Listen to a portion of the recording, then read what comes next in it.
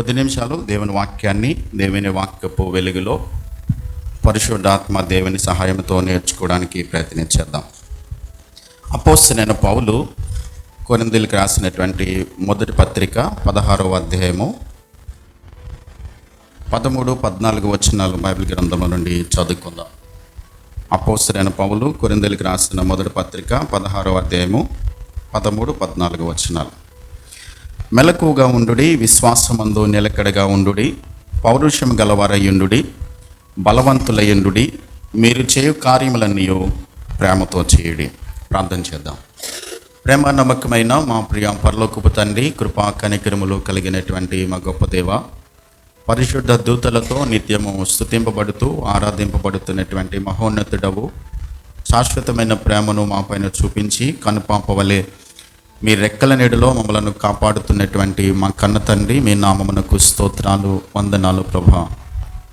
ఇంతవరకు మేమందరం కలిసి మీ నామమును స్తుతించి ఆరాధించడానికి, ఘనపరచడానికి మీరు మాకు కృపనిచ్చారు ప్రభా. ఈ సమయంలో కొద్ది నిమిషాలు మీ వాక్యం నేర్చుకోవడానికి, నాయన మీ మాటలు వినడానికి మీ పాద సన్నిధికి మేము వస్తూ ఉండగా, పరిశుద్ధాత్మదేవ మీరు మాకు బోధకుడిగా ఉండి మీ వాక్యములో ఉన్నటువంటి ఆశ్చర్యమైన సంగతులను మేము గ్రహించినట్లుగా మా మనోనేత్రాలు వెలిగించి మాతో మాట్లాడి, మా ఆత్మీయ జీవితమును వాక్యమైనటువంటి పునాది మీద కట్టుకోవడానికి, స్థిరంగా మీలో నిలిచి మిమ్మల్ని వెంబడించడానికి మీ కృపా సమాధానం మాకందరికీ అనుగ్రహించి మేలు చేసి ఈ సమయాన్ని మీరు మాకు ఆశీర్వాదకరంగా చేయమని యేసుక్రీస్తు నామములో ప్రార్థించి వేడుచున్నాను మా పరమ తండ్రి, ఆమేన్.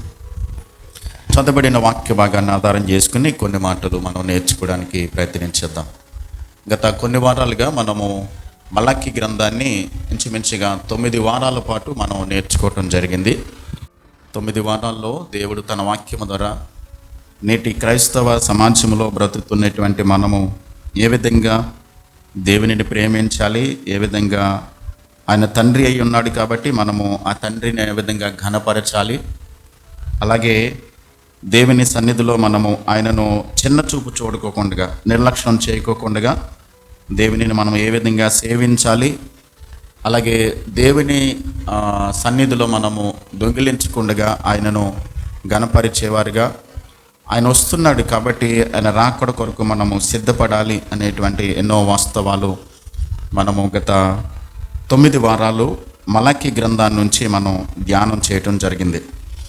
ఈ రోజున అపోస్తలుడైన పౌలు కొరింథీయులకు రాసినటువంటి ఈ మొదటి పత్రికలో ఆయన ఏం చెప్తున్నాడో, క్రైస్తవ విశ్వాస సైనికునికి ఉండవలసినటువంటి 5 ప్రాముఖ్యమైనటువంటి విషయాలు ఇక్కడ పౌలు గారు రాస్తూ ఉన్నాడు. మొదటి అధ్యాయం నుంచి ఇంచుమించుగా 14వ అధ్యాయం వరకు కూడా కొరింథీ సంఘస్థుల్లో ఉన్నటువంటి లోపాలు, ఏవైతే వారిలో బలహీనతలు ఉన్నాయో, దేవుని వాక్యానికి విరుద్ధంగా వాళ్ళు ఎలా బ్రతుకుతున్నారో ప్రతి లోపాన్ని కూడా ఎత్తి చూపించి, మీరు పలానా విషయంలో దేవుని వాక్యానికి విరుద్ధంగా ఉన్నారు, సరి చేసుకోమని పౌలు గారు 14 అధ్యాయులు ఆయన రాశాడు.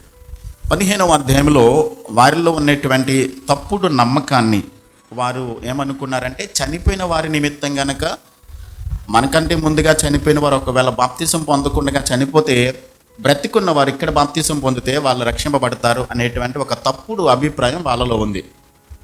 కాబట్టి చనిపోయిన వారి కోసం బ్రతికున్న వారు ఇక్కడ బాప్తిసం పొందితే వాళ్ళు పరలోకానికి వెళ్తారనేటువంటి తప్పుడు సిద్ధాంతం ఏదైతే ఉందో దానిని సరిచేయడానికి ఆయన 15వ అధ్యాయాన్ని ఎక్కువగా వాడుకొని ఆయన మాట్లాడాడు. 16వ అధ్యాయంలో 5 ఆజ్ఞలు ప్రాముఖ్యంగా ఒక క్రైస్తవ సైనికుడు కలిగి ఉండవలసిన ప్రాముఖ్యమైన సత్యాలు ఏంటో చెప్తా ఉన్నాడు. 5 ఇంపారేటివ్స్ అంటారు. ఇవి మనం ఆత్మీయ జీవితంలో ఒక క్రైస్తవ సైనికుడు ఖచ్చితంగా కలిగి ఉండవలసినటువంటి ప్రాముఖ్యమైన లక్షణాలు. మనము దేవుని నమ్మిన తర్వాత, దేవునందు విశ్వాసం ఉంచిన తర్వాత మనమందరం కూడా క్రీస్తు అనేటువంటి యుద్ధ భూమిలో ప్రవేశించాం. దేవుడు మనలను ఒక యుద్ధ భూమిలోని తీసుకుని వచ్చాడు. క్రైస్తవ విశ్వాస జీవితం అంటే ఎలాంటిదండి? యుద్ధ భూమి.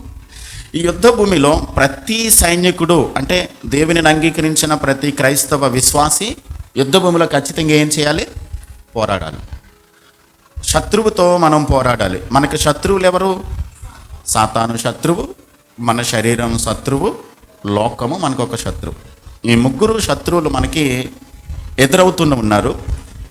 వీటిని జయించాలి, లేకుంటే ఇందులో మనం విజయం సాధించాలి అని అంటే ఖచ్చితంగా మనము ఈ 5 లక్షణాలు కలిగి ఉండాలని ఆయన మనకి నేర్పిస్తూ ఉన్నాడు. ధైర్య సాహసాలు మనము క్రైస్తవ విశ్వాస జీవితంలో కనుపరుస్తూ బలవంతులుగా ఉంటూ, ఆత్మీయ ప్రమాదాలు అంటే విశ్వాసం నుండి తొలగిపోయి ఐక్యతను కోల్పోయి నష్టపడే అలాంటి ప్రమాదాల నుండి దూరంగా ఉంటూ మెలకువగా ఉంటూ క్రైస్తవ ఆత్మీయ సైనికుల వలె బలవంతులుగా ఉండండి అని చెప్తూ ఉన్నాడు.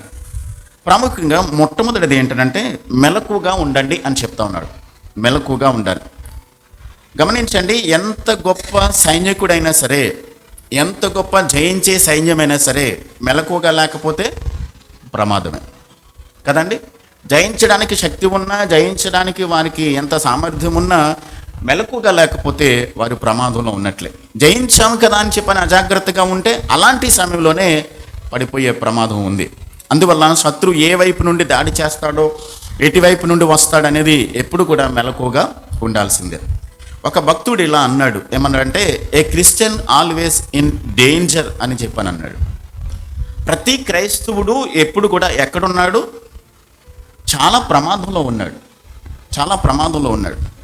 శత్రువు పొంచి ఉన్నాడు. వాడి పన్నాగం ఎప్పుడు కూడా విశ్వాసులను పడగొట్టడానికి, విశ్వాసులను వాడు వెనక్కి లాగడానికి, అవిశ్వాసానికి గురి చేయాలి, శోధించి వారిని పాపములో పడవేయడం ద్వారా దేవుని ఉగ్రతకు గురి అయ్యే విధంగా వాడు నిద్రాహారాలు లేకోకుండా ఏం చేస్తా ఉన్నాడు? విరామం లేకోకుండా పనిచేస్తున్నాడు. ఎవడు? మన శత్రువు అనేటువంటి అపవాది నిత్యము పనిచేస్తూ ఉన్నాడు. మనము ఎఫెసీ పత్రికను ధ్యానం చేసినప్పుడు 6వ అధ్యాయంలో చాలా విషయాలు మన శత్రువు అనేటువంటి సాతాను గురించి నేర్చుకున్నాం.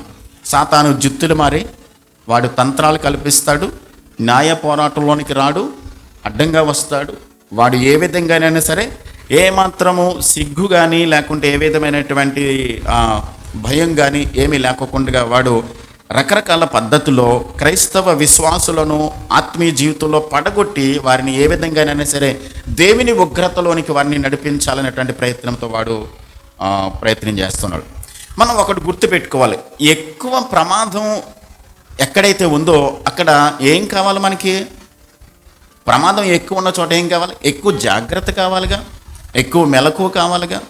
యుద్ధం ఎక్కువగా జరుగుతుంది అనుకోండి, మామూలు ఎక్కువగా వేస్తూ ఉన్నారు, శత్రువులు విసురుతున్నాడు కనుక అప్పుడు ఏం చేయాలి? మనం ఎక్కువ అప్రమత్తంగా జాగ్రత్తగా ఉండాలి.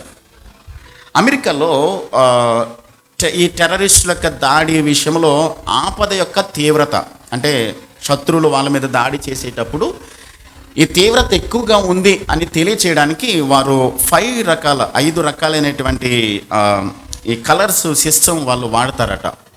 వాళ్ళు ఏం చెప్తారంటే వాళ్ళు ఉపయోగించేటువంటి రంగులను బట్టి శత్రు యొక్క తీవ్రతను అంచనా వేయొచ్చు అని చెప్తారు. గ్రీన్ అయితే కనుక తక్కువ ప్రమాదం ఉందని, బ్లూ అయితే కనుక కొంచెం జాగ్రత్తగా ఉండమని, ఎల్లో అయితే కనుక కొంచెం ఎక్కువైంది తీవ్రత అని, ఆరెంజ్ అయితే కనుక చాలా ఎక్కువైందని, రెడ్ అయితే కనుక చాలా తీవ్రంగా ఉందని అర్థం, సీరియస్గా ఉందని అర్థం.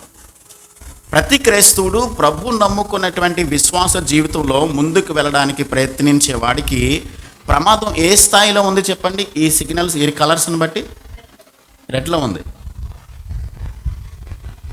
ఉంది. మనము డేంజర్లో ఉన్నాం, చాలా ప్రమాదమైనటువంటి పరిస్థితిలో ఉన్నాం.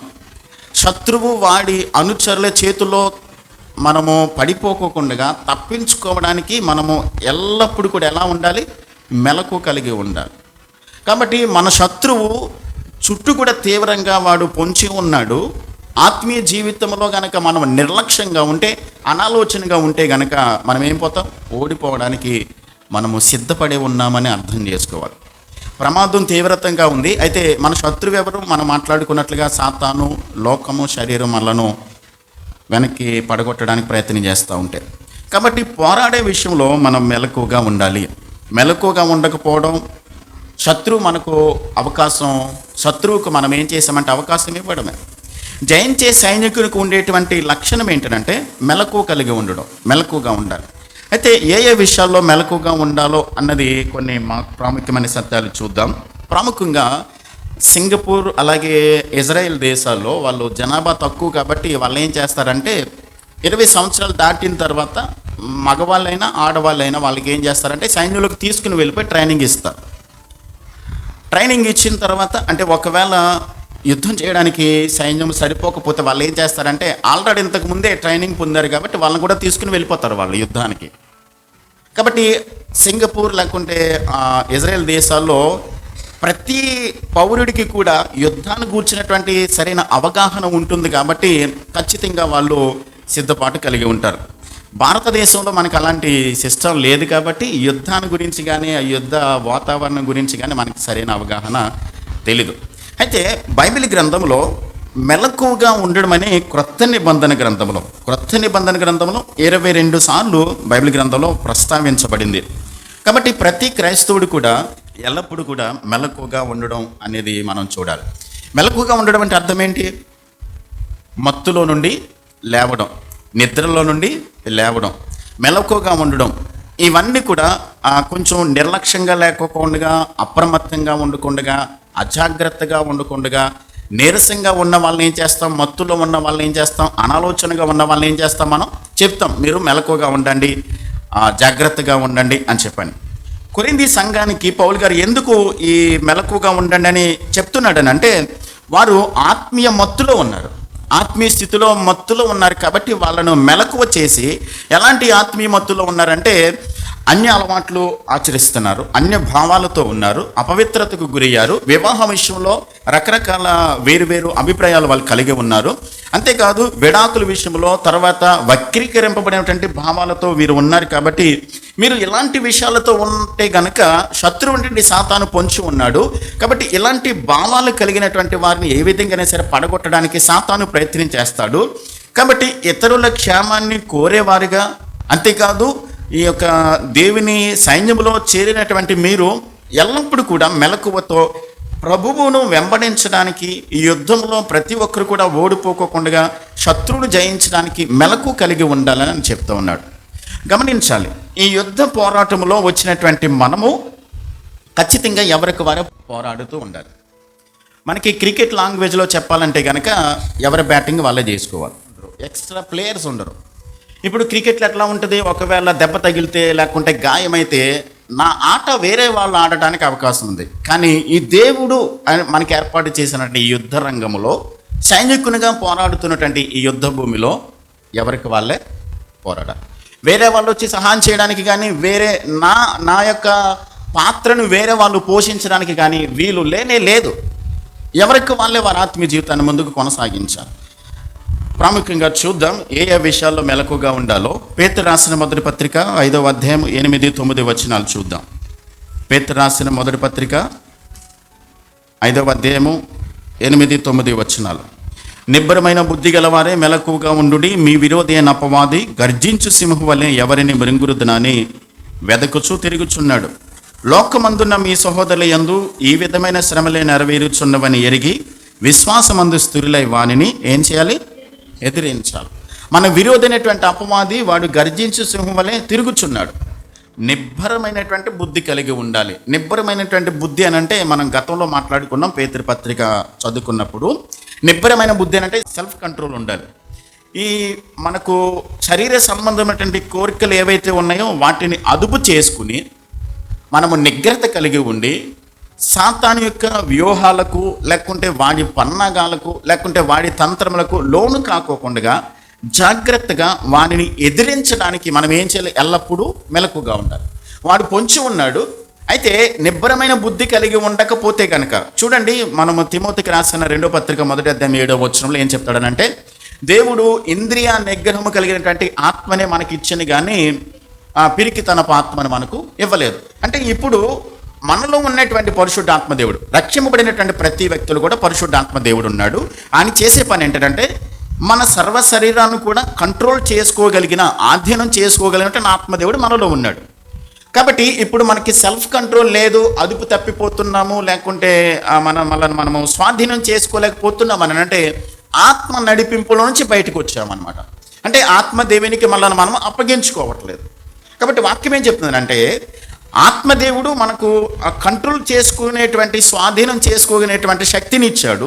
కాబట్టి ఆత్మదేవునికి మనం అప్పగించుకుంటే గనక, పరిశుద్ధ ఆత్మదేవునికి గనక మనము స్వాధీనం చేసుకుంటే కనుక ఆత్మదేవుడు మనకి ఏం చేస్తాడంటే తప్పకుండా మనకు కంట్రోల్ చేసుకునేటువంటి శక్తిని మనకి ఇస్తాడు. ఒకవేళ గర్విస్తున్నట్లయితే ఓహో మనం అర్థం చేసుకోవాలి, ఇది సాతాను యొక్క పన్నాగం అన్నమాట.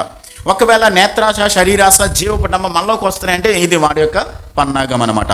లేకుంటే నెమ్మదిగా ఎర చూపించి, లేకుంటే పూర్తిగా మనలను పాపంలోకి లాగడానికి కొంచెం కొంచెంగా మనలను పాపం వైపు, లోకం వైపు ఆకర్షణలు చూపించి నెమ్మదిగా మనలను పూర్తిగా పాపంలోనికి ఈడ్చుకుని వెళ్ళిపోయి మనం పతన స్థితిలోకి వెళ్ళిపోవడానికి వాడు వేసే పన్నగాలు ఏవైతే ఉన్నాయో మనం చూస్తూ ఉన్నప్పుడు, అర్థం చేసుకుంటున్నప్పుడు, మనకు అర్థమైనప్పుడు వాడి యొక్క కుయుక్తుల విషయంలో మనం ఏం చేయాలి? జాగ్రత్తగా మెలకు కలిగి ఉండి గమనించుకుని ఎప్పటికప్పుడే జాగ్రత్త కలిగి ఉండాలి.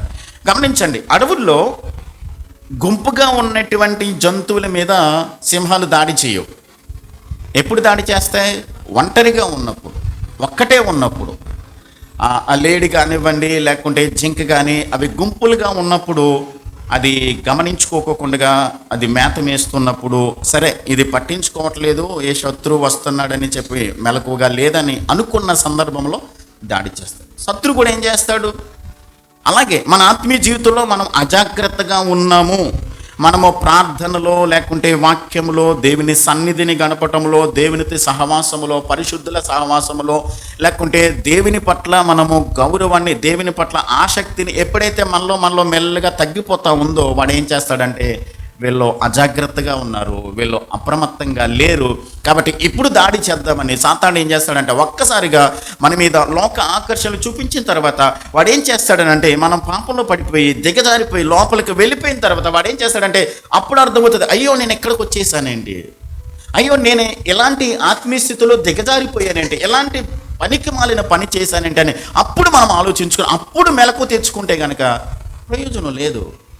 కాబట్టి ఎప్పటికప్పుడు గమనించాలి, శత్రువు పొంచి ఉన్నాడు, వాడు ఏ విధంగానైనా సరే మన మీద దాడి చేయడానికి వాడు ప్రయత్నం చేసే పనిలో ఉన్నాడు. కాబట్టి మనం ఎప్పటికప్పుడు కూడా జాగ్రత్త కలిగి ఉండాలి, ఎప్పటికప్పుడు కూడా మనం మెలకువ కలిగి ఉండాలని దేవుని వాక్యం మనకి స్పష్టంగా చెప్తోంది.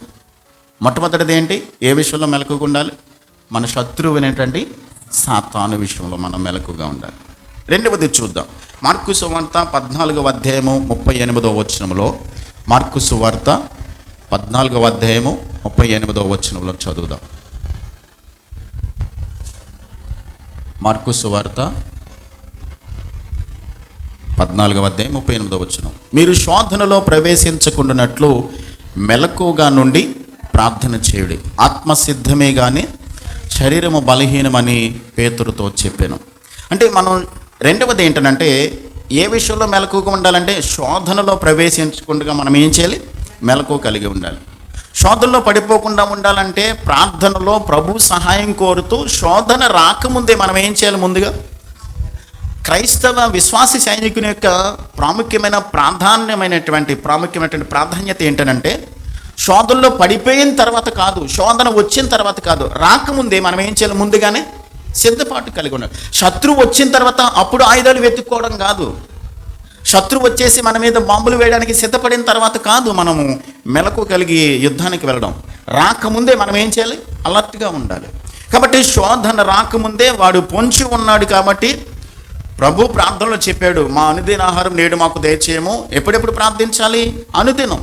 మమ్మల్ని శోధనలోకి తేక దుష్టుని నుండి తప్పించుము. కాబట్టి మనం ప్రతిరోజు కూడా శోధనలో పడిపోకుండా, శోధనకు మనము లోను కాకోకుండా ఆ దేవుడు నేర్పినటువంటి ఆ ప్రభు ప్రార్థనలో చెప్పినట్లుగా అనుదినం కూడా, అనుక్షణం కూడా దేవునితో మనం ఏం కలిగి ఉండాలి? సంబంధాన్ని కలిగి ఉండాలి.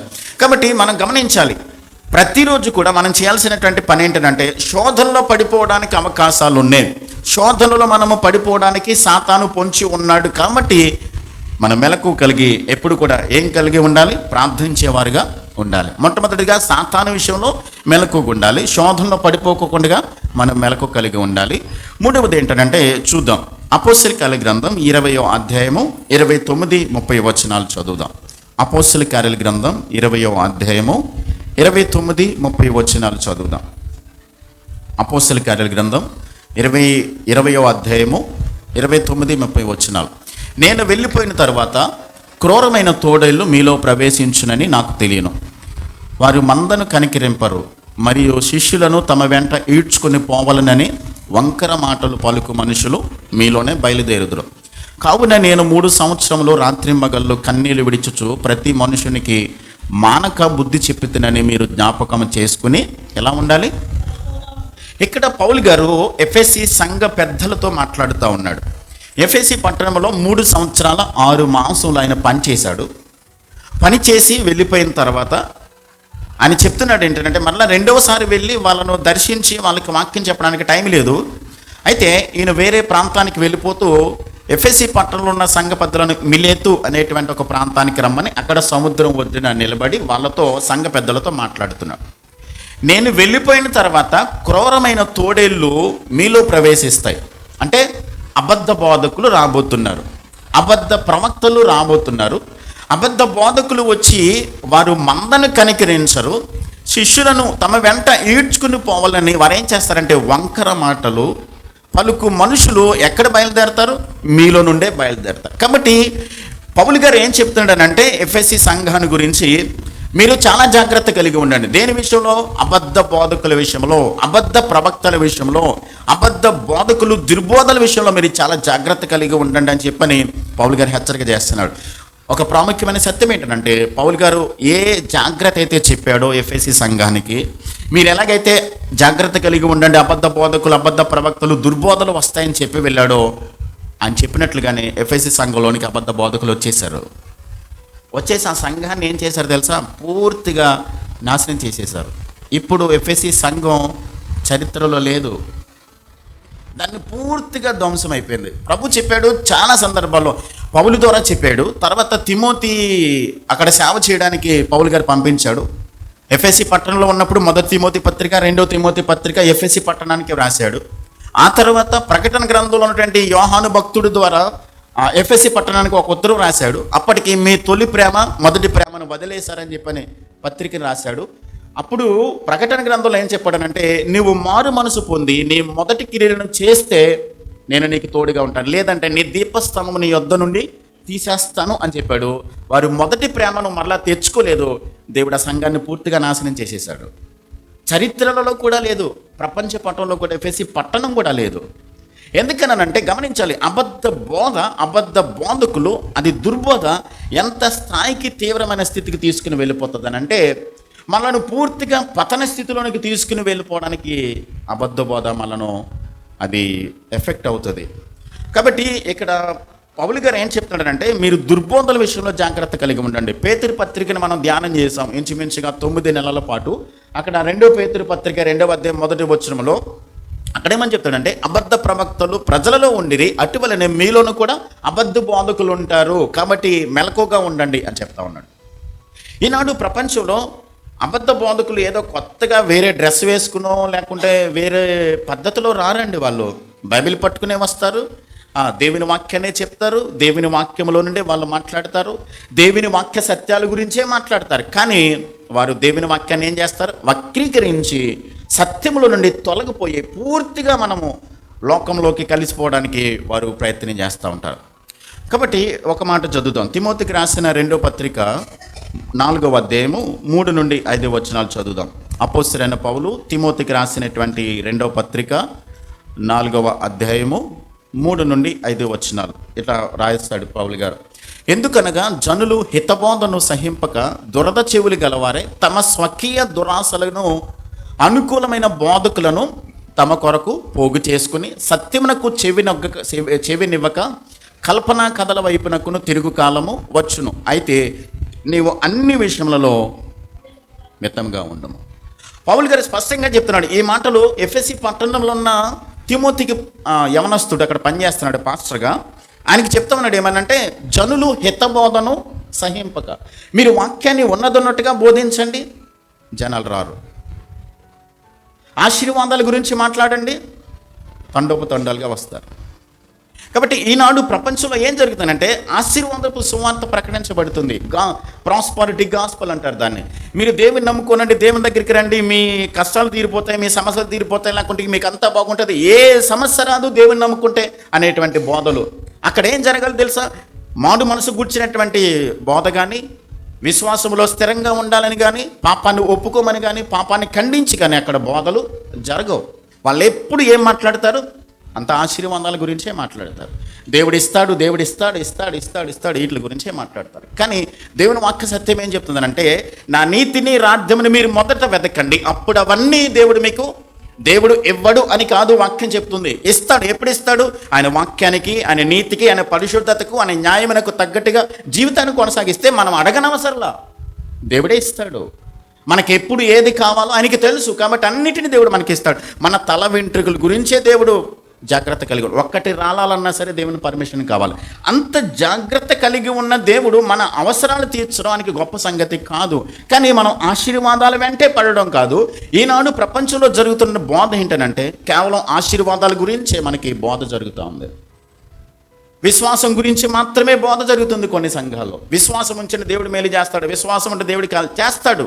అదే సందర్భంలో మారు మనసు గురించి కూడా ప్రకటించబడాలి. మనం విశ్వాసంలో కొనసాగడం మాత్రమే కాదు, పాపం విషయంలో జాగ్రత్తగా ఉండాలి. పాపంలో పడిపోకుండా పాపాన్ని ఒప్పుకొని విడిచిపెట్టి జాగ్రత్త కలిగి ఉండాలి. విశ్వాసము మారు మనసు, విశ్వాసము మారు మనసు అనుదినము కూడా అది బ్యాలెన్స్డ్గా ప్రకటించబడాల్సినటువంటి సత్యమై ఉండగా నేటి సంఘాల్లో చాలా అది కొదువైపోయింది. కాబట్టి ఏ విషయాల్లో మనం మెలకుగా ఉండాలి? మొట్టమొదటిగా సాతాను విషయంలో మెలకుగా ఉండాలి. రెండవది శోధనలో పడిపోకుండా మెలకుగా ఉండాలి. మూడవది చూద్దాం, ఎఫెసీ పత్రిక 6వ అధ్యాయం 18వ వచనం. ఎఫెసీ పత్రిక 6వ అధ్యాయం 18వ వచనం. అపోస్తలుడైన పౌలు ఎఫెసీలకు రాసిన పత్రిక 6వ అధ్యాయం 18వ వచనం. ఆత్మ వలన ప్రతి సమయమునందును ప్రతి విధమైన ప్రార్థనను విజ్ఞాపనను చేయుచు ఆ విషయమై సమస్త పరిశుద్ధుల నిమిత్తమును పూర్ణమైన పట్టుదలతో విజ్ఞాపన చేయొచ్చు. ఎలా ఉండాలి? మెలకుగా ఉండాలి. ఏ విషయంలో మెలకుగా ఉండాలి? ప్రార్థన విషయంలో, విజ్ఞాపన చేసే విషయంలో, దేవుని సన్నిధిలో ప్రార్థించటం విషయంలో ఎలా ఉండాలి? మెలకుగా ఉండాలి. ఒక ఆయన అన్నాడు, prayer is a heart beat of Christian life అన్నాడు. ప్రార్థన అనేది క్రైస్తవ విశ్వాసికి ఒక గుండెకే లాంటిది. మన గుండె ఎప్పుడు కొట్టుకుంటుంది కదా, శ్వాస నిశ్వాస అనేది మనకి తెలియకుండా అనేది జరుగుతూ ఉంటుంది. అలాగే ప్రతి క్రైస్తవ విశ్వాసి కూడా ప్రార్థన విషయంలో ఎలా ఉండాలి? మెలకుగా ఉండాలి. ప్రార్థన చేస్తున్నారు అందరూ ప్రార్థన చేస్తున్నారు. ఉదయం లేవగానే దేవుని సన్నిధిలో ప్రార్థించడం, దేవునికి సమయాన్ని ఇవ్వడం, మొట్టమొదటి గడియ దేవునికి అప్పగించుకోవడం, మొట్టమొదటి గడియ దేవుని సన్నిధిలో మనం ప్రార్థించడం అలవాటు చేసుకోవాలి.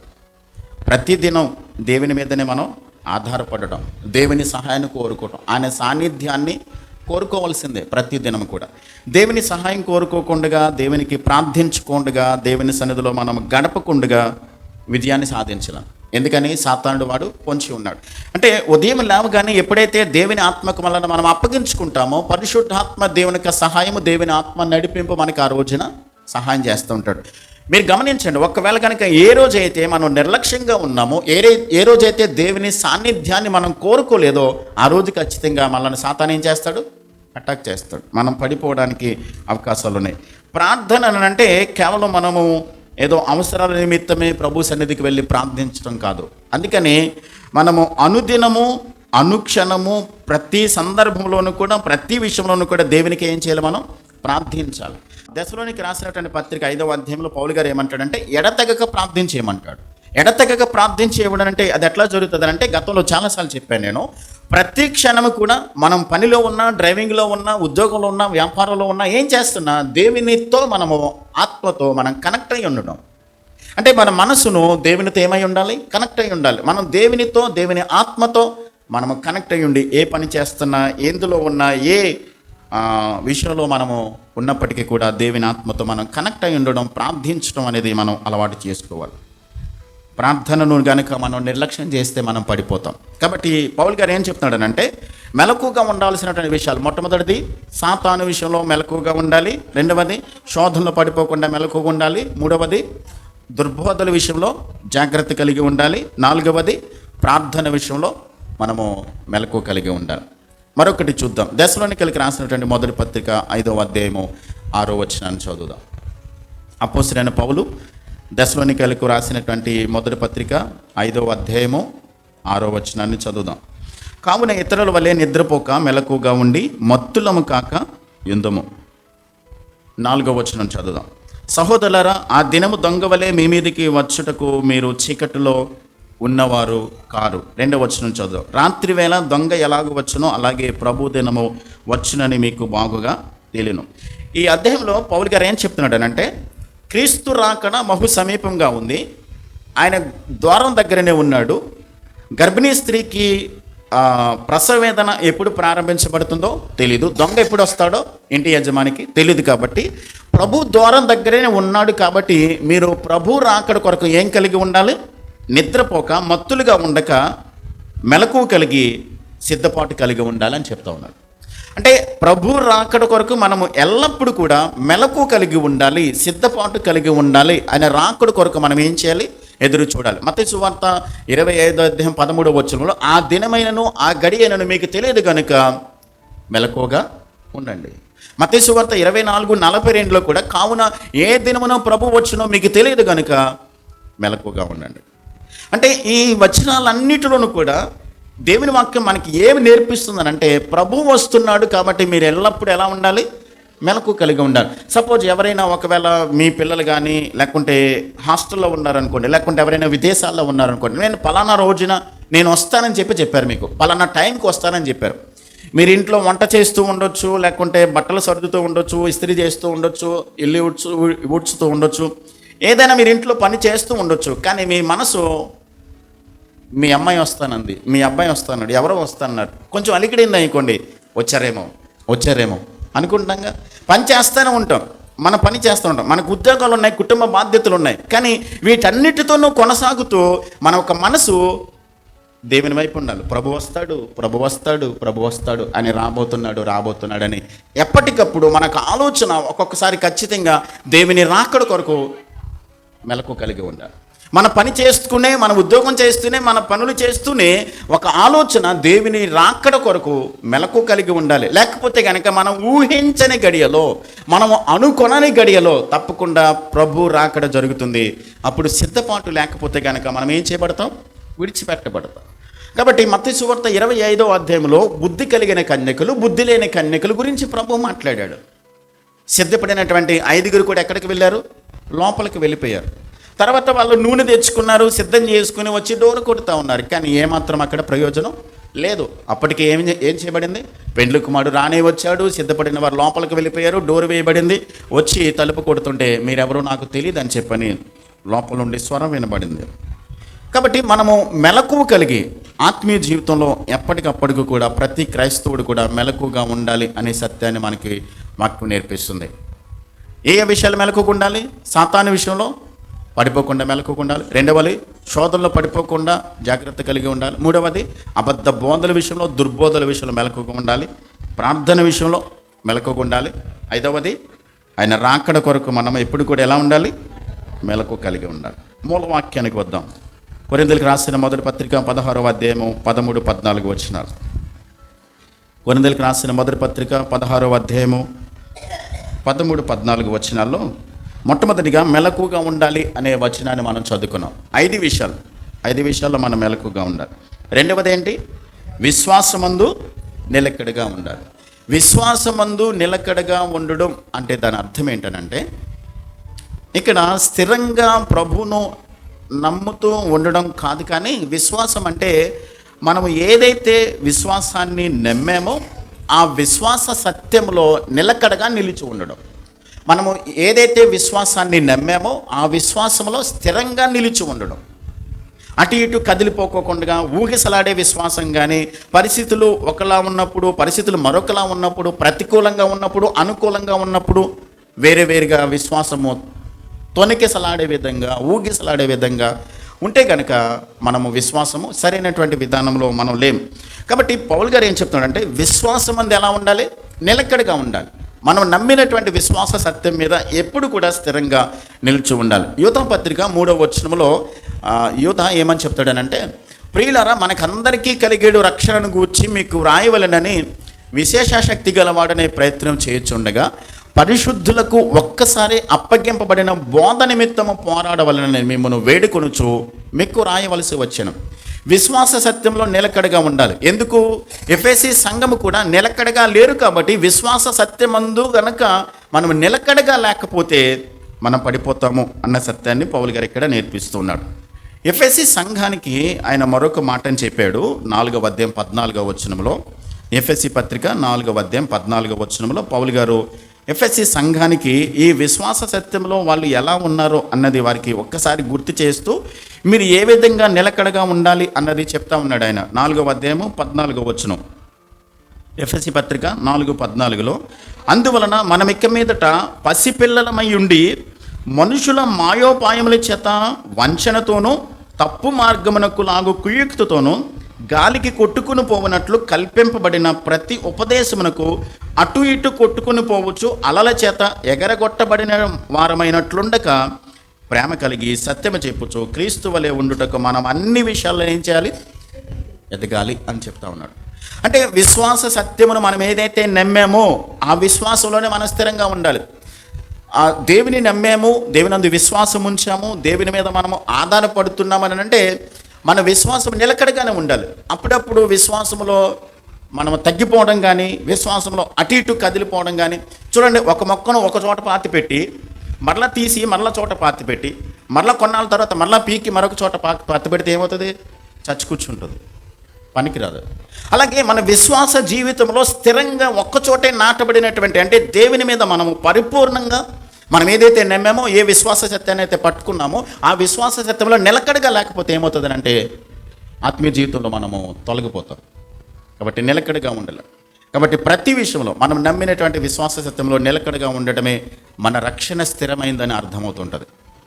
ఒక ఆయన అన్నాడు, సాతాను మనలను రక్షించే విశ్వాసం మనలో నుండి తీసేయలేడట, కానీ మనం రక్షింపబడ్డామంటే స్థిరంగా జీవిస్తాం.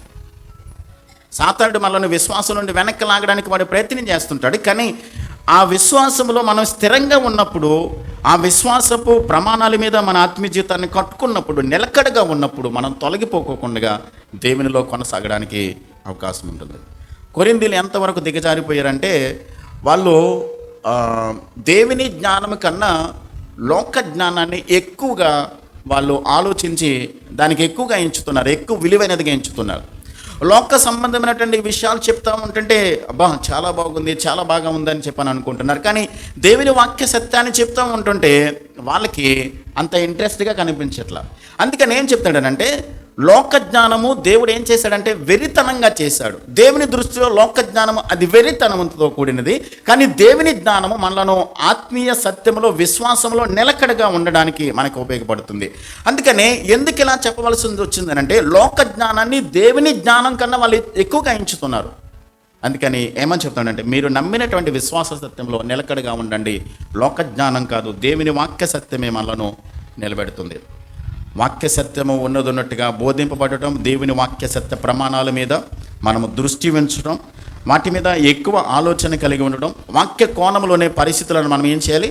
అంచనా వేయాలి అనేటువంటి సత్యాన్ని పౌలు గారు నేర్పిస్తూ ఉన్నాడు. కాబట్టి మనము ప్రాముఖ్యంగా ఎన్ని విషయాలు నేర్చుకుంటాం? మెలకువగా ఉండాలి. ఏ విషయాలు మెలకువగా ఉండాలో 5 విషయాలు నేర్చుకున్నాం. రెండవది, విశ్వాసంలో ఎలా ఉండాలి? నిలకడగా ఉండాలి, నిలకడగా ఉండాలి. మూడవది, మనము ఇక్కడ కొరింథీ పత్రికలో మనం చదువుకున్నట్లుగా 16వ అధ్యాయం 13వ వచనంలో పౌరుషం గలవారై ఉండండి అని అంటున్నాడు. పౌరుషం గలవారై ఉండండి. మూడవది, పౌరుషం గలవారై ఉండండి. పౌరుషం గలవారై ఉండడం అంటే ఏ విషయాల్లో పౌరుషంగా ఉండాలి మనం? ఏమండి, ఏ విషయాల్లో పౌరుషంగా ఉండాలి? పక్కింటి వాళ్ళ మీద పౌరుషం కలిగి ఉండాలా? వాక్య సత్యం ఏం చెప్తుందంటే, విశ్వాస సైనికుడు పౌరుషంగా ఉండాలి అనే సత్యాన్ని గురించి మనం మాట్లాడుకుంటున్నాం. ఒక ఆయన బైబిల్ పండితుడు ఏమన్నాడంటే, దీని అర్థం ఏంటంటే యాక్ట్ లైక్ మ్యాన్, అంటే ఒక పరిమితి చెందినటువంటి వ్యక్తి ఎలాగైతే వ్యవహరిస్తాడో, అంటే మెచ్యూరిటీ మైండ్ కలిగినటువంటి వ్యక్తులు ఎలాగైతే ప్రవర్తిస్తారో, అలాగే క్రైస్తవ విశ్వాస ఈ సైనికుడిగా చేర్చబడినటువంటి మనందరం కూడా ఆత్మీయ స్థితిలో పరిపక్వత చెందినటువంటి వ్యక్తులుగా వ్యవహరించడం. అంటే పరిపక్వత చెందినటువంటి వ్యక్తులు, మెచ్యూరిటీ కలిగినటువంటి వ్యక్తులు ఎలా వ్యవహరిస్తారు? చిన్నపిల్లలు చూడండి, వాళ్ళకి మెచ్యూరిటీ మైండ్ ఉండదు. గొడవలు పడటం, తగాదాలు పడటం, ఒకరినొకరు కొట్టుకోవడం, గిల్లుకోవడం, కరుచుకోవడం ఇట్లాంటివి చేస్తారు. అయితే ఒక క్రైస్తవ విశ్వాసి సైనికుడిగా దేవుని యుద్ధ భూమిలో చేరినటువంటి వానికి పౌలు గారు ఏం చెప్తారంటే, పౌరుషం కలిగి ఉండడం అంటే మెచ్యూరిటీ కలిగినటువంటి మైండ్ కలిగినటువంటి వారిగా, బుద్ధి వచ్చినటువంటి వారుగా, మనము ఆత్మీయ స్థితిలో పరిపక్వత కలిగినటువంటి వారిగా వ్యవహరించాలి. అంటే ఇక్కడ పౌలు గారు ఎందుకు ఈ యొక్క వాక్య సత్యాన్ని నేర్పిస్తున్నాడనంటే, వాళ్ళు పరిపక్వత చెందినటువంటి ధైర్య సాహసాలు కలిగినటువంటి వ్యక్తులుగా వ్యవహరించట్లేదు. ఎందుకనంటే వాళ్ళలో డివిజన్స్ వచ్చేసినాయి. కొరింథీ సంఘంలో ఏమంటున్నాడు, ఒకడు పౌలు వాడను, ఒకడు అపోల్లో వాడను, ఒకడు పేతురు వాడను, ఒకడు క్రీస్తు వాడను. సంఘంలో విభేదాలు వచ్చేసినాయి. వాళ్ళ మధ్య ఒకరికొకరు, చిన్నపిల్లలు చూడండి ఎలాగైతే తగాదాలు ఆడతారో, మెచ్యూరిటీ మైండ్ లేని వ్యక్తులకి ఎలాగైతే వ్యవహరిస్తారో, అలాగే సంఘంలో క్రీస్తుతో నడవడానికి సిద్ధపడి వచ్చినటువంటి ఈ క్రైస్తవ సైనికులుగా ఉన్నటువంటి వీళ్ళు చిన్నపిల్లలాగా వ్యవహరిస్తూ ఉన్నారు. అందుకనే పౌలు గారు ఏమని చెప్తున్నాడంటే, ఒక మాట చదువుదాం. 14వ అధ్యాయం 20వ వచనంలో, అక్కడే 14వ అధ్యాయం, మొదటి కొరింథీ పత్రిక 14వ అధ్యాయం 20వ వచనంలో, సహోదరులారా, మీరు బుద్ధి విషయమై పసిపిల్లలు కాక దుష్టత్వం విషయమై శిష్యులుగా ఉండుడి, బుద్ధి విషయమై పెద్దవారులై ఉండండి. అంటే మీరు మీ దుష్టత్వం విషయంలో, అంటే పాపము లోకం విషయంలో, మీరు దుష్టత్వం పాపం చేసే విషయంలో మీరు చిన్నపిల్లలాగా ఉండండి, దానికి దూరంగా ఉండండి. కానీ మీ యొక్క బుద్ధి విషయంలో ఎలా ఉండాలి, మెచ్యూరిటీ కలిగినటువంటి వారిగా, పెద్దవారులుగా మీరు వ్యవహరించండి. పౌరుషం కలిగిన వారుగా ఉండడం అంటే పరిపక్వత కలిగిన వారుగా ఉండండి అని అంటున్నాడు. కొరింథీ పట్టణస్థులు ఎలా ఉన్నారో తెలుసండి, ఇంకా పసిపిల్లలాగే ఉన్నారు. 3వ అధ్యాయం చూడండి, మొదటి కొరింథీ పత్రిక 3వ అధ్యాయంలో మొదటి 3 వచనాలు చదివితే కనుక, కొరింథీ పత్రిక 3వ అధ్యాయము మొదటి 3 వచనాలు, సహోదరులారా, ఆత్మ సంబంధులైన మనుషులతో మాట్లాడినట్లు నేను మీతో మాట్లాడలేకపోతుంది, శరీర సంబంధులైన మనుషులే అనియు క్రీస్తునందు పసిబిడ్డలే అనియు మీతో మాట్లాడవలసి వచ్చాను. అప్పటిలో మీకు బలము చాలకపోయినందున పాలతోనే మిమ్మల్ని పెంచి తిని కానీ అన్నముతో మిమ్మల్ని పెంచలేదు. మీరెంకను శరీర సంబంధులై ఉండుట వలన ఇప్పుడు మీరు బలహీనులై ఉన్నారు కారా? మీలో అసూయయో కలహమును ఉండగా మీరు శరీర సంబంధులై మనుష్య రీతిగా నడుచుకుని వారు కారా? ఒకడు నేను పౌలు వాడను, మరి ఒకడు నేను అపోల్లో వాడను అని చెప్పుకున్నప్పుడు మీరు ప్రకృతి సంబంధులైన మనుషులు కారా? అపోల్లో ఎవడు, పౌలు ఎవడు? పరిచారకులే కదా. ఒక్కొక్కరికి ప్రభు అనుగ్రహించిన ప్రకారం వారి ద్వారా విశ్వసించితిరి. కాబట్టి పౌలు గారు ఏమి నేర్పిస్తున్నాడనంటే, ఇక్కడ మీరు నమ్మినటువంటి విశ్వాస సత్యంలో నిలకడగా ఉండడం మాత్రమే కాదు, పౌరుషం కలిగిన వారిగా ఉండడం అంటే మెచ్యూరిటీ మైండ్, అంటే మనము పరిపక్వత చెందినటువంటి వ్యక్తులుగా, ఇంకా మనము దేవుని నమ్మామని చెప్పుకుంటూ, దేవుని విశ్వాసం ఉంచామని చెప్పుకుంటూ కూడా ఇంకా తగాదాలు, డివిజన్స్, విభేదాలు, కలహాలు, కక్షలు, క్రోధాలు, ఇవన్నీ కూడా మీరు విశ్వాస జీవితంలో ఇవి విడిచిపెట్టకపోతే కనుక మీరు దేవుని కొరకు ఈ సైన్యంలో మీరు గెలవలేరు అని చెప్తా ఉన్నాడు. అప్పుడప్పుడు మనం అంటుంటాం, మనిషి ఎదిగాడు కానీ వీడికి అదన్నమాట. క్రైస్తవ విశ్వాస జీవితంలో మనము ఎదిగే కొలది కూడా, దేవునితో నడిచే కొలది కూడా మన మైండ్ సెట్ కూడా ఏమవ్వాలి, ఎదుగుతూ ఉండాలి, పరిపక్వతలోనికి రావాలి. మనము దేవుని సన్నిధిలో పరిపూర్ణత చెందినటువంటి వ్యక్తులుగా మనం దేవునిలో ఎదిగేవారిగా ఉండాలి. పౌలు గారు ఏమంటాడంటే, నేను బెత్తముతో మీ దగ్గరికి రావాలా అని చెప్పానంటున్నాడు. సాత్వికతం కాదు, సాత్వికమైన మనసుతో మీ దగ్గరికి కాదు, బెత్తముతో మీ దగ్గర. ఎవరితో మాట్లాడుతాడు? విశ్వాసులతోనండి. సంఘంలో పెద్దలు ఉన్నారు, సంఘంలో విశ్వాసులు ఉన్నారు, చాలా వయసుకి మించినటువంటి వారు ఉన్నారు. కానీ అలాంటి వారి దగ్గరికి పౌలు గారు ఏమంటున్నాడు, చిన్నపిల్లల దగ్గరికి వచ్చి బెత్తం తీసుకుని వాళ్ళని డిసిప్లిన్ చేసినట్లుగా మీ దగ్గరికి వచ్చి నేను బెత్తం తీసుకుని డిసిప్లిన్ చేయాల్సిన పరిస్థితికి మీరు దిగజారిపోయారని అంటున్నాడు. అంటే వారు దేవునితో నడుస్తున్నటువంటి కొలది కూడా వారి యొక్క మైండ్ సెట్ పరిపక్వత చెందిన మెచ్యూరిటీ కలిగినటువంటి వ్యక్తులుగా వాళ్ళు వ్యవహరించట్లేదు. తండ్రి పిల్లలను భయపెట్టినట్లుగా ఇక్కడ పౌలు గారు వాళ్ళని భయపెట్టి వారిని ఏ విధంగానే సరే దేవునిలోకి తీసుకుని రావాలి అనేటువంటి ప్రయత్నం ఆయన చేస్తూ ఉన్నాడు. కాబట్టి వాక్యం బట్టి మనం నేర్చుకోవాల్సింది ఏంటంటే, కొన్ని సందర్భాల్లో పౌలు గారు ఏం మాట్లాడతాడంటే, నేను ఇంకా మీ దగ్గరికి వచ్చి బలమైన వాక్యం చెప్దామని అని అనుకుంటున్నాను. అంటే మీరు రక్షింపబడినటువంటి మొట్టమొదటి రోజుల్లో, దేవుని నమ్మినటువంటి మొట్టమొదటి దినాల్లో పసిపిల్లలా ఉన్నారు. మీకు వాక్యం నేర్పించేటప్పుడు కొంచెం దేవుని సత్యాలు నేర్పించుకుంటూ వచ్చాను. మీరు ఎదిగే కొలది కూడా ఇంకా పసిపిల్లకు మనము చిన్నప్పుడు పుట్టిన తర్వాత కొన్ని నెలలు పాలు పట్టిస్తాం, తర్వాత కొంచెం మెత్తని ఆహారం పెడతాం అరగడానికి, పెద్ద అయిన తర్వాత మాంసం అని పెడతాం కదా. కాబట్టి ఎదిగే కొద్ది కూడా పాలు మాత్రమే, ఎప్పుడు కూడా పెద్దవాడైనప్పుడు కూడా పాలు పట్టిస్తే బలం రాదు. ఇప్పుడు పౌలు గారు మీ దగ్గరికి వచ్చి మొట్టమొదటి దినాల్లో మీకు పాలతోనే, అంటే చిన్న చిన్న సామాన్యమైనటువంటి సాధారణమైనటువంటి విషయాలు మీకు నేర్పించాను. ఇప్పుడు మీ దగ్గరకు వచ్చి పెద్ద పెద్ద లోతైన విషయాలు, దేవుని వాక్య సత్యాన్ని మరింత లోతుగా మీకు బోధిందామని చెప్పి మీ దగ్గరకు వచ్చి వాక్యం చెప్తుంటే మీరు అర్థం చేసుకునేటువంటి మెచ్యూరిటీ మైండ్ మీకు రాలేదు. ఇంకా పసిపిల్లలాగే ఇంకా ప్రాథమికమైన విషయాల గురించే మీతో మాట్లాడాల్సినటువంటి పరిస్థితి వచ్చింది. కాబట్టి మీరు దేవునితో నడిచే కొద్దీ కూడా ఇంకా ఆత్మీయ స్థితిలో ఎదిగి మీకు పాలు కాకుండా మాంసం పెట్టే స్థితికి వచ్చారని చెప్పని మీతో మాట్లాడాల్సి వస్తే మీరు ఇంకా పాలు తాగే వయసులో ఉన్న పిల్లలాగే ఉన్నారు అని చెప్పని పౌలు గారు మాట్లాడుతున్నారు. ఎవరితోనో చాలా సంవత్సరాలు దేవునితో నడిచి దేవునితో విశ్వాసంలో కొనసాగినటువంటి కొరింథీ సంఘంతో పౌలు గారు మాట్లాడుతూ మీరు ఇంకా పసిపిల్లలాగే ఉన్నారు అని చెప్తున్నాడు. అంటే పౌరుషం గలవారై ఉండండి. దాని అర్థం ఏంటంటే మనము ఎలాంటి మైండ్ సెట్ కలిగి ఉండాలి? పరిపక్వత చెందినటువంటి మైండ్ సెట్లోకి రావాలి, మెచ్యూరిటీ మైండ్ రావాలి. ఇంకా చిన్నపిల్లల మనసు, లేకుంటే చిన్నపిల్లలు ఆలోచించినట్లుగా చిన్నపిల్లలు వ్యవహరించినట్లుగానే వ్యవహరించడం కాదు. దావీదు అంటాడు 35వ కీర్తనలు అనుకుంటాను, నేను చిన్నవాడినైనప్పుడు చిన్నవాని వలె ఆలోచించాను, చిన్నవాని వలె ప్రవర్తించాను, ఇప్పుడు పెద్దవాడినయ్యాను, పెద్దవాని వలె నేను ఆలోచిస్తూ ఉన్నాను.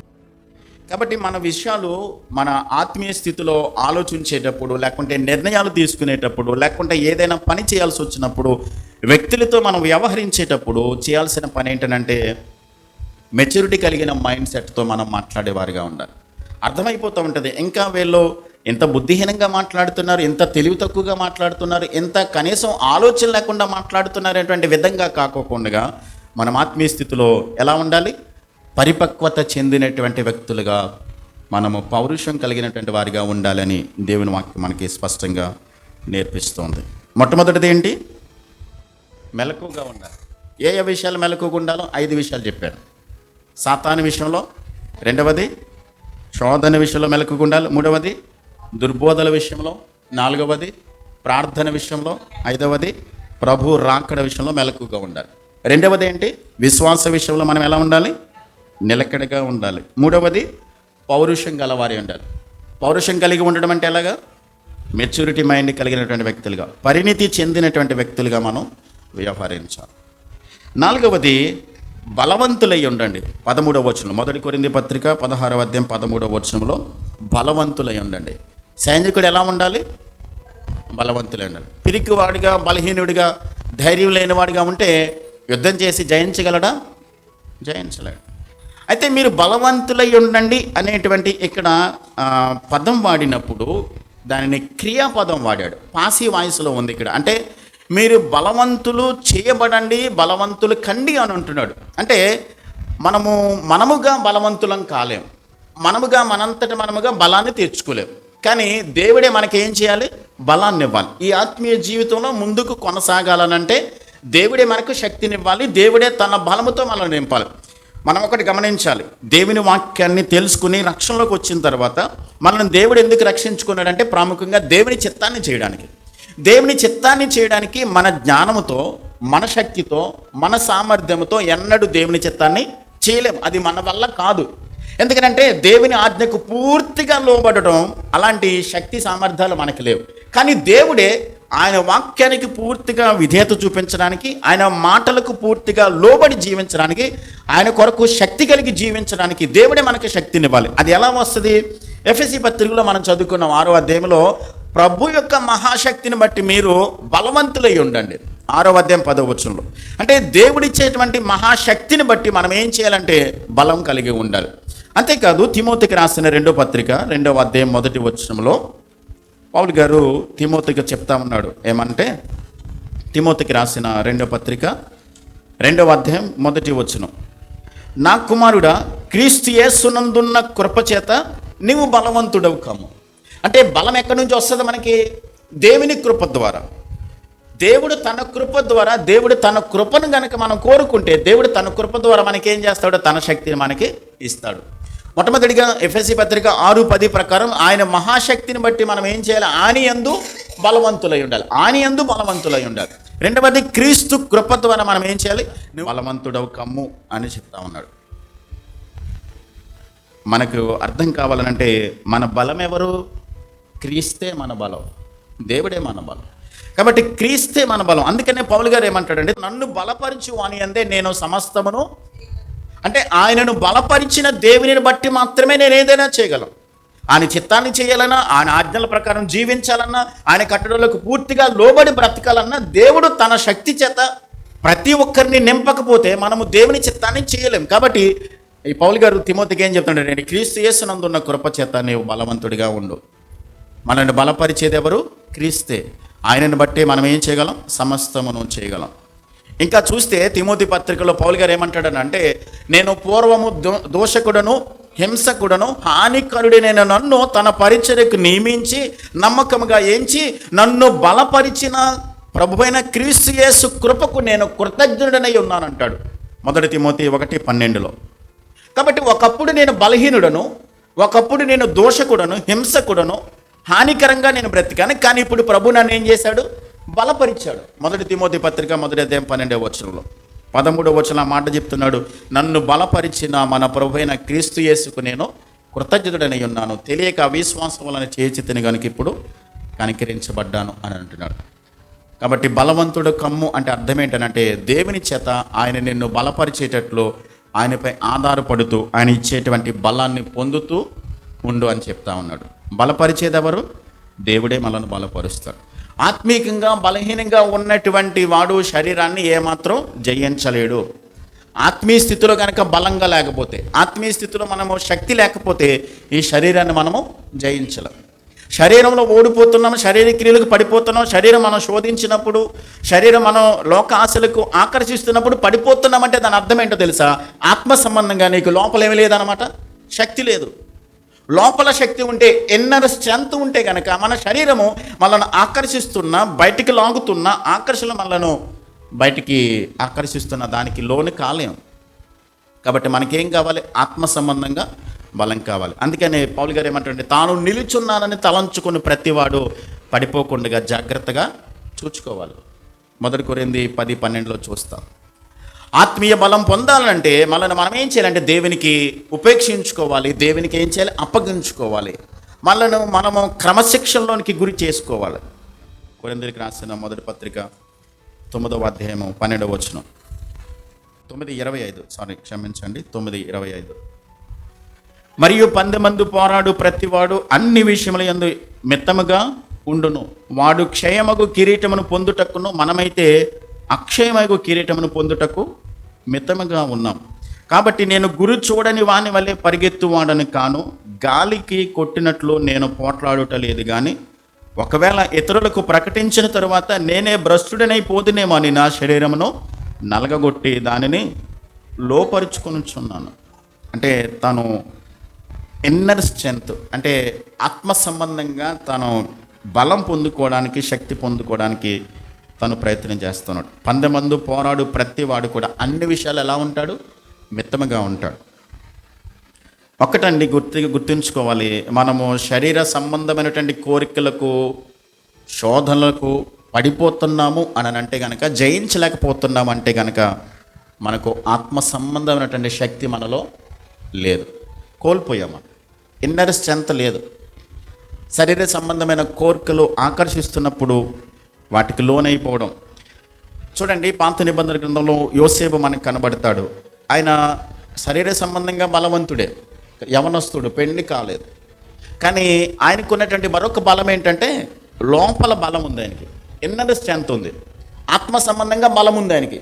ఆయనకి శోధన వచ్చినప్పుడు శరీర సంబంధమైనటువంటి శక్తిని బట్టి పారిపోయాడా, లేకుంటే లోపల ఉన్నటువంటి ఆత్మ సంబంధమైనటువంటి శక్తిని బట్టి పాపమును కాదనుకుని దూరంగా వెళ్ళిపోయాడా? లోపల ఉన్నటువంటి ఆత్మ సంబంధమైన శక్తిని బట్టి ఆత్మీయ స్థితిలో దేవునికి తనకి సంబంధం కలిగి ఉన్నాడు. కాబట్టి ఆత్మీయ స్థితిలో తను మెచ్యూరిటీ కలిగిన మైండ్లోకి వచ్చాడు. కాబట్టి పాపమును విడిచి ఏం చేశాడు? దూరంగా పారిపోయాడు. శద్రకు, మేషకు, అబేద్నెగో అలాగే దానియేలు కూడా బబులోను ప్రాంతానికి వెళ్ళిపోయారు. రాజుగారు తినేటువంటి విందు, రాజుగారు తాగేటువంటి ద్రాక్షరసం, ఆ భోజనాలు తీసుకొచ్చి వీళ్ళకి పెట్టారు. మీరు తినాలన్నారు. వాళ్ళు ఏం చేసేవారు? రాజుగారికి పెట్టే ముందు అన్య దేవతలకు విగ్రహాలు అర్పించిన పదార్థాలు తీసుకొచ్చి మీరు కూడా తినాలని చెప్పాడు. కాబట్టి వీళ్ళు ఏమన్నారు? అయ్యా, మేము వాటిని తినకూడదు, దేవుడు మాకు చెప్పాడు, మాకు ఆజ్ఞాపించాడు ధర్మశాస్త్రంలో, వాటిని మీకు తినకూడదని అంటే, అయ్యా మీరు తినకపోతే రాజుగారు చంపేస్తాడని చెప్పాను అన్నాడు. అయ్యా 10 రోజులు మాకు టైం ఇవ్వండి, 10 రోజులు మేము కూరగాయల భోజనమే తింటాం, కూరగాయలతోనే మాకు భోజనం పెట్టండి. ఒకవేళ కనుక రాజు భోజనం తిన్న వాళ్ళకు మాకు ఒకవేళ తేడా కనబడితే మీరు చెప్పినట్లుగానే మేము చేస్తాం, కానీ మేము వాటిని మాత్రం ముట్టుకోమని చెప్పారు. అందుకని వాళ్ళు ఆత్మ సంబంధంగా బలంగా ఉన్నారు కాబట్టి వారు కూరగాయల భోజనం తిన్నా కానీ వాళ్ళ ముఖాలు ఎలా ఉన్నాయి, రాజుగారు భోజనం తిన్న ఆ వ్యక్తుల కన్నా ఈ కూరగాయల భోజనం తిన్న యవనస్తుల ముఖాలు చాలా ప్రకాశవంతంగా ఉన్నాయి. కాబట్టి లోపల మనకి అప్పుడప్పుడు వింటాం కదా, face is the index of the mind అంటారు కదా. లోపల ఉన్నటువంటి దానిని బట్టి మన ముఖ కవలకిలను బట్టి చెప్పొచ్చు లోపల మనం ఎలా ఉన్నామన్న.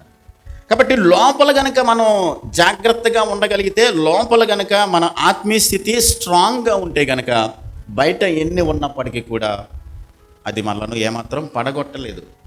కాబట్టి లోపల బలహీనంగా ఉంటే బయట మనం ఎంత బలంగా ఉన్నా, ఎంత శరీర బలం కలిగి ఉన్నా, మనం ఎంత శరీర దారుఢ్యం కలిగినటువంటి వాళ్ళుగా శక్తిగా ఉన్నప్పటికీ కూడా ఫిజికల్ స్ట్రెంగ్త్ ఉన్నా కానీ మనము ఇన్నర్ స్ట్రెంగ్త్ లేకపోతే మనం పడిపోతాం. అందుకని యేసుక్రీస్తు ప్రభు భూమి మీదకి వచ్చినప్పుడు కొన్ని మాటలు చెప్పాడు. మత్తయి సువార్త 23వ అధ్యాయం చూడండి. శాస్త్రుల గురించి, పరిసయ్యుల గురించి ఆయన మాట్లాడుతూ చాలా విషయాలు వారితో మాట్లాడాడు. 23వ అధ్యాయంలో మత్తయి సువార్త 23వ అధ్యాయము 25వ వచనాన్ని చదువుతున్నాను. అయ్యో వేషధారులైన శాస్త్రులారా, పరిసయ్యులారా, మీరు గిన్నెయో పల్లెమును వెలుపట శుద్ధి చేయదురు కానీ అవి లోపల దోపుతోనూ అజితేంద్రియత్వముతోనూ నిండి ఉన్నది. గుడ్డి పైరు చేయడ గిన్నెయో పల్లెమును వెలుపల శుద్ధి ఎగినట్లుగా ముందు వాటి లోపల శుద్ధి చేయము. అయ్యో వేషధారులైన శాస్త్రులారా, పరిసయ్యులారా, మీరు సున్నము కొట్టిన సమాధులను పోలి ఉన్నారు. అవి వెలుపల శృంగారంగా అగపడును కానీ లోపల చచ్చిన వారి ఎముకలతోనూ సమస్త కల్మషముతోనూ నిండి ఉన్నాయి. అలాగే మీరు వెలుపల మనుషులకు నీతిమంతులుగా నగపడుచున్నారు కానీ లోపల వేషధారణతోనూ అక్రమంతోనూ నిండి ఉన్నారు. ఇక్కడ ఎక్కువ సార్లు లోపల వెలుపల, లోపల వెలుపల, inside out side, inside out side. అంటే లోపల గనక బాగుంటే బయట అంతా బాగుంటుంది. బయట ఎంత బాగున్నా కానీ లోపల బాగోకపోతే కనుక దేవుడు దానిని అంగీకరించు. అదే చెప్తున్నాడు, లోపల బయట, లోపల బయట. ఇన్నర్గా మీరు బాగుండాలి, ఆత్మ సంబంధంగా మీరు బలం పొందుకునే ఆత్మీయస్థితిలో బలవంతులుగా ఉంటే కనుక మీరు దేన్నైనా జయించగలుగుతారు, దేన్నైనా మీరు అధిగమించగలుగుతారు. కాబట్టి మీరు ఇన్నర్ స్ట్రెంగ్త్ మీకు అవసరం అని చెప్పని వాక్యం మనకి చదివిస్తాను. మరి మన ఆత్మ సంబంధంగా బలం పొందుకోవాలంటే అది ఎక్కడి నుంచి వస్తుంది? దేవుని దగ్గర నుండి మాత్రం. దేవుని సహాయాన్ని కోరుకోవాలి. కాబట్టి మనకు ఫోన్ పనిచేయాలంటే రాత్రి మనం ఎలాగైతే ఛార్జింగ్ పెడతామో, అలాగే ఎక్కువ దూరం ప్రయాణం చేయడానికి మన ట్యాంక్ని ఎలాగైతే ఫుల్ చేసుకుంటామో, అలాగే మనము ప్రతి దినము కూడా మనము దేవుని నుండి శక్తిని మనము ఆస్వాదించాలి, శక్తిని పొందుకోవాలి. అది ఎక్కడి నుంచి వస్తుందంటే ప్రార్థన ద్వారా, వాక్యం ద్వారా దేవుని సహాయాన్ని కోరుకుంటే మన ఇన్నర్ స్ట్రెంగ్త్ మనకి పెరుగుతూ ఉంటుంది. ఆ శక్తిని కనుక మనం కోల్పోతే మనకు చిన్న శోధన రాగానే ఏం చేస్తాం? పడిపోతాం, కూలిపోతాం. కాబట్టి అన్ని విషయాల్లో మనం జాగ్రత్తగా మెలకు కలిగి ఉండాలని దేవుని వాక్యం మనకి స్పష్టంగా నేర్పిస్తుంది. చివరిగా పౌలు గారు ఏం చెప్పాడనంటే, మీరు చేయు కార్యములన్నీ ప్రేమతో చేయండి అన్నాడు. కొరింథీ పత్రిక 16వ అధ్యాయము 14వ వచనం, మీరు చేయు కార్యములన్నీ ప్రేమతో చేయడం. ఇక్కడ మీరు చేసే కార్యములన్నీ ప్రేమతో చేయండి అంటున్నాడు. మనం క్రీస్తు సైనికులం కదా, సైనికుల్లో ప్రేమ ఎక్కడ ఉంటుంది? ప్రేమ ఎందుకు అవసరం సైనికుల్లో? క్రీస్తు సైనికుడికి ఉండే లక్షణాల గురించి కదా మనం మాట్లాడుకుంటే, మెలకుగా ఉండాలి, స్థిరంగా ఉండాలి, పౌరుషం కలిగి ఉండాలి, బలం కలిగి ఉండాలి. మీరు చేసే ప్రతి కార్యం కూడా ప్రేమతో చేయాలంటున్నాడు. అయితే సైనికులకు ప్రేమ ఎక్కడదంటే, సైనికులకు ప్రేమ అవసరమా? సైనికులకు ప్రేమ అవసరం అండి. అయితే ఈ ప్రేమ ఎవరి మీద? తోటి సైనికుడి మీద ప్రేమ ఉండాలి. తోటి సైనికుడి మీద ప్రేమ లేదనుకోండి, వీళ్ళిద్దరూ శత్రువులు అయిపోతారు. మధ్యలో శత్రువు వచ్చి వీళ్ళను అది. కాబట్టి వాక్యం ఏం చెప్తానంటే, ప్రేమ తోటి వారి మధ్య. సైనికుడు కదండి, ఇప్పుడు మనం సైనికులుగా యుద్ధంలో ప్రవేశించాము, యుద్ధ పోరాటంలో ఉన్నాము. కాబట్టి యుద్ధ పోరాటంలో మన తోటి వారు మనతో పాటుగా సైన్యంలో చేరారు. కాబట్టి మనము తోటి వారి పట్ల ప్రేమను కలిగి ఉన్నప్పుడు మాత్రమే మనం ఎదుటి శత్రువుని ఏం చేయగలుగుతాం? ఓడించగలుగుతాం. తోటివాడితో మనకి సరైనటువంటి సంబంధం, ప్రేమ లేకపోతే, వీళ్ళిద్దరూ కలవకపోతే, వీళ్ళిద్దరూ కలిసి ఒక సహవాసంలో లేకపోతే, శత్రువు వచ్చినప్పుడు వీళ్ళిద్దరూ కలిసి ఓడించలేరు. అందుకనే ఇప్పుడు క్రీస్తు సైనికులుగా, ఇప్పుడు నేను క్రీస్తు సైనికులు, మీరందరూ కూడా క్రీస్తు సైనికులుగా మనమందరము కలిసి ఒకే యుద్ధ భూమిలో పోరాడుతున్నాం, ఈ సైన్యంలో ఉన్నాం. కాబట్టి ఒకరి పట్ల ఒకరికి ప్రేమ లేకపోతే, ఒకరికొకరికి శత్రువులుగా ఉన్నట్లయితే యుద్ధ భూమిలో మనం కలిసి పోరాడలేం. మన మధ్య విభేదాలు ఉన్నాయని చెప్పని శత్రువు వచ్చి మన మధ్య వాడు జయించుకుని వెళ్ళిపోతాడు. కాబట్టి ఈ ప్రేమ తోటి సైనికులతో అలా ప్రేమగా ఉంటేనే కదా మనం కలిసి పోరాడగలుగుతాం. కాబట్టి ఈ ప్రేమ ఎందుకంటే తోటి వారి మధ్య ప్రేమ వారి సఖ్యతను మనకి తీసుకొస్తుంది. ఒకరి పట్ల ఒకరికి ప్రేమ లేకపోతే, తోటి సైనికుల్లో విభేదాలు వస్తే కలిసి మనం పోరాడలేం. కాబట్టి మనం కలిసి పోరాడేవారిగా ఉండాలి. కొరింథీయులకు ఎందుకు ఇలాంటి వాక్యం చెప్తున్నాడంటే, ఒకడు కేఫా వాడను, నేను పౌలు వాడను, ఒకడు క్రీస్తు వాడను అనే విభేదాలు వచ్చేసినాయి. సంఘంలో ఒక డివిజన్స్ వచ్చేసినాయి, ఒక గ్రూప్స్ ఏర్పడిపోయారు అనమాట. కొంతమంది ఒక గ్రూపు పౌలు గ్రూపు, కొంతమంది కేఫా గ్రూపు, కొంతమంది అపోలో గ్రూప్, ఇలా గ్రూప్గా డివైడ్ అయిపోయారు. ఇప్పుడు వీళ్ళు కలిసి దేవునితో నడవగలరా? నడవలేరు. విభేదాలు వచ్చి డివిజన్స్ వచ్చేసి కొంతమంది ఇలాగా భాగాలుగా విడిపోతే కనుక కలిసి పోరాడలే. కాబట్టి ఏం చెప్తున్నాడంటే, మీరు చేసే ప్రతి కార్యాన్ని కూడా ప్రేమతో చేయండి అని చెప్తున్నాడు. ఒక మాట ఏంటంటే, క్రీస్తు ప్రేమతో అన్నీ కూడా మీరు కలిగి ఉండండి, ప్రేమతోనే అన్ని విషయాలు చేయండి అని చెప్పడంలో చివరిగా ఆయన చెప్పాలనుకున్నది ఏంటంటే, పైన ఏ విషయాలైతే చెప్పాడో 4 విషయాలు కూడా, ఆ పై 4 విషయాలన్నిటిని కూడా కంట్రోల్ చేయగలిగింది ఏంటంటే ప్రేమ మాత్రమే. ఇప్పుడు పౌరుషం కలిగి ఉండండి, లేకుంటే బలవంతులు కండి, విశ్వాసంలో నిలకడగా ఉండండి, మెలకుగా ఉండండి, ఈ లక్షణాలన్నీ కూడా అన్నిటినీ కంట్రోల్ చేయగలిగింది ఏంటంటే ప్రేమ ఒక్కటి మాత్రమే. ప్రేమ ఉంటే మనం మెలకుగా ఉంటాం, ప్రేమ ఉంటే విశ్వాస సత్యంలో నిలకడగా ఉంటాం, ప్రేమ ఉంటే క్రీస్తులో బలాన్ని పొందుకుంటాం, ప్రేమ ఉంటే కనుక మనము మెచ్యూరిటీ మైండ్ కలిగినటువంటి వ్యక్తులుగా ఉండగలుగుతాం. జాన్ మెకార్థర్ అనేటువంటి ఆయన ఏమన్నాడంటే, ఖచ్చితత్వాన్ని కఠినత్వంగా మారకుండా, బలాన్ని బలత్కారంగా మారకుండా కాపాడేది ప్రేమే అని అంటాడు. మన పౌరుషాన్ని మృదువుగా ఉంచుతుంది, మన సత్య సిద్ధాంతాన్ని మూర్ఖంగా మారకుండా, నీతిని స్వనీతిగా మారకుండా కాపాడుతుంది అంటాడు జాన్ మెకార్థర్. ప్రేమ అనేక దోషములను ఏం చేస్తుంది? కప్పుతుంది. ప్రేమే కదా మనుషుల్లో ఉన్నటువంటి చిన్న చిన్న తప్పిదాలను అన్నిటిని కూడా ఏం చేస్తుంది? కవర్ చేసి కలిసి. ఇప్పుడు సహోదరులలో మనమందరం కలిసి ప్రభువుని ఆరాధిస్తున్నాం.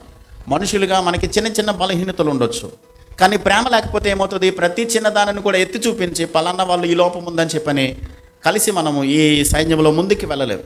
కానీ ప్రేమ ఏం చేస్తుంది? అన్నిటినీ కవర్ చేసి, ఓకే నేను సంపూర్ణుని కాదు, నేను పర్ఫెక్ట్ కాదు, కాబట్టి నేను ఎలాగో పర్ఫెక్ట్ కాదో నా పక్కవాడు కూడా పర్ఫెక్ట్ కాదు, కాబట్టి చిన్న చిన్న లోపాలు వాళ్ళలోనూ కూడా ఉంటాయి, కాబట్టి కలిసి ప్రేమతో అందరం కలిసి ముందుకు వెళ్దాం అన్నట్టుగా మనం కలిసి ఈ సైన్యంలో ముందుకు వెళ్ళడానికి ప్రయత్నం చేస్తాం. లేకపోతే ప్రేమ లేకపోతే మనం ఏం చేస్తాం? క్రీస్తు సైన్యంలో మనం విభాగాలు ఏర్పడి ఒకరినొకరు ద్వేషించుకుని కలిసి దేవునితో మనం నడిచేటువంటి స్థితిని మనం కోల్పోతాం. కాబట్టి సహోదర ప్రేమ లేకపోతే, ఇంకొక మాట 1 యోహాను పత్రికలో భక్తుడు ఏమంటాడంటే, అసలు మన రక్షణే సరైనది కాదు సహోదర ప్రేమ లేకపోతే. ప్రేమ దేవుని లక్షణం. కాబట్టి ఆ ప్రేమ కలిగినటువంటి మనము ఆ దేవుని యొక్క ప్రేమను మనలో సంపూర్తి చేసుకుంటూ కూడా ఒకరినొకరు ప్రేమించుకుంటూ ఒకరినొకరు ముందుకు కొనసాగే వారిగా ఉండాలి. కఠినత్వం, క్రూరత్వం, క్షమించలేని మనసు, కక్ష సాధింపు, ఇవన్నీ ఎవరి లక్షణాలు? సాతాను లక్షణాలు. కాబట్టి సాతాను లక్షణాలు మనలో ఉంటూ మనం క్రీస్తు సైన్యంలో ముందుకు వెళ్ళాలంటే మన వల్ల కాదు. కాబట్టి ప్రేమ కలిగి ఒకరినొకరు ఈ మంచి సైనికులుగా ముందుకు వెళ్ళాలంటే 5 విషయాలు నేర్చుకుంటున్నాం. మెలకు కలిగి ఉండాలి, 2వది విశ్వాసములో నిలకడగా ఉండాలి, 3వది పౌరుషం గలవారై ఉండాలి, 4వది బలవంతులుగా ఉండాలి, 5వది ప్రేమ కలిగి మనం ముందుకు కొనసాగేవారిగా ఉండాలి. ఇవి కనుక మనం లేకపోతే క్రీస్తు సైన్యములో సైనికులుగా చేర్చబడిన మనము దేవుడిచ్చేటువంటి బహుమానాన్ని మనం పొందలేం. ఈ లోకములో జయ జీవితాన్ని కొనసాగించలేం. మన చుట్టూ సాతాను శత్రువు పొంచి ఉన్నాడు. వాడు ఏ విధంగానైనా సరే మన ఆత్మీయ స్థితిని వెనక్కి లాగడానికి ప్రయత్నిస్తున్నాడు. కాబట్టి అలా కాకోకుండా దేవుని చిత్తాన్ని చేసేవారుగా, దేవుని కొరకు నమ్మకంగా బ్రతికేవారుగా ఉండాలని దేవుని వాక్యాన్ని బట్టి నేను తెలియజేస్తున్నాను. ఒక్క మాట చెప్పి నేను ముగిస్తాను. మన విశ్వాస జీవితంలో దేవుడు ఎలాగైతే మనము ఈ విశ్వాసపు యాత్రను కొనసాగించాలని దేవుడు కోరుతున్నాడో ఆ విధంగానే కట్టుకోవడానికి ప్రయత్నం చేద్దాం. శరీరం లాగుతున్న, సాతాను మనల్ని శోధిస్తున్న, లోకము మనల్ని ఆకర్షిస్తున్న వాటిలో పడిపోకుండా ఎప్పటికప్పుడు మెలకువగలిగి జాగ్రత్తగా అలర్ట్గా ఉండి మనము శోధనను మనకి వస్తున్నప్పుడు దానిలో పడిపోకుండా ప్రతిదినము ప్రార్థనా వాక్యము దేవునితో సహవాసం సంబంధాన్ని ఎప్పుడు కూడా కొనసాగించేవారుగా ఉండాలి.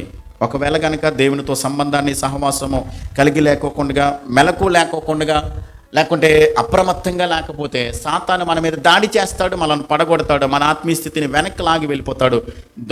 దొంగతనమును, హత్యను నాశనం చేయడానికి వస్తాడు. కాబట్టి వాడు పొంచి ఉన్నాడు, అన్ని సందర్భాల్లో వాడు ఎప్పుడు కాచుకుని ఉన్నాడు. కాబట్టి మనం మెలకుగా ఉందాం, పౌరుషం కలిగి దేవుని కొరకు, దేవుని యొక్క సైన్యంలో ఎల్లప్పుడూ కూడా పోరాడుతూ దేవుడిచ్చేటువంటి బహుమానాన్ని పొందుకోవడానికి సిద్ధపడదాం. అలాంటి కృప దేవత దేవుడు మనందరికీ అనుగ్రహించునుగాక.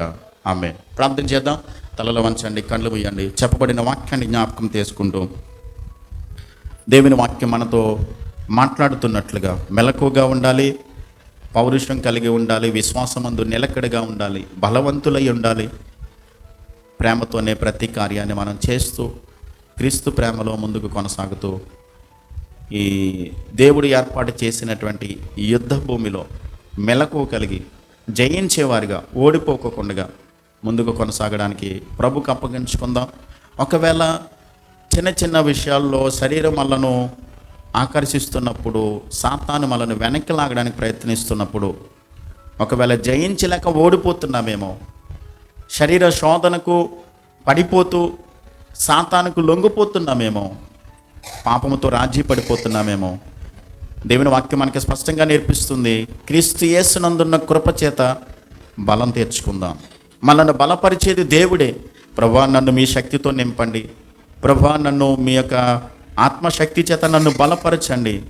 ఈ లోకపు విశ్వాస జీవితంలో ఓడిపోకుండా, పాపముతో రాజీ పడిపోకుండా, సాతాను యొక్క ఆ వలలో చిక్కుకోకుండా నన్ను బలపరిచి శక్తినిమ్మని ప్రభు సహాయాన్ని కోరుకుందాం. దేవుడు శక్తిని ఇస్తాడు, నిలబెడతాడు. ఆయన కొరకు రోషం కలిగి, పౌరుషం కలిగి దేవుని కొరకు నమ్మకంగా బ్రతకడానికి దేవుడు మనల్ని నిలబెడతాడు. దేవునికి అప్పగించుకుందాం, దేవుని సహాయాన్ని కోరుకుందాం. ప్రార్థన చేద్దాం. ప్రేమ నమ్మకమైన మా ప్రియ పరలోకపు తండ్రి, కృపా కనికరములు కలిగినటువంటి గొప్ప దేవ, మీ వాక్యం ద్వారా మాతో మాట్లాడుతున్నారు. మేము క్రైస్తవ విశ్వాస సైనికులుగా యుద్ధ భూమిలో మేము పోరాడవలసిన వారమై ఉన్నామని మీ వాక్యం మాకు స్పష్టంగా మరొకసారి పౌలు గారు కొరింథీ పత్రిక ద్వారా మాకు జ్ఞాపకం చేసినట్లుగా తండ్రి మాతో మాట్లాడుతున్నారు.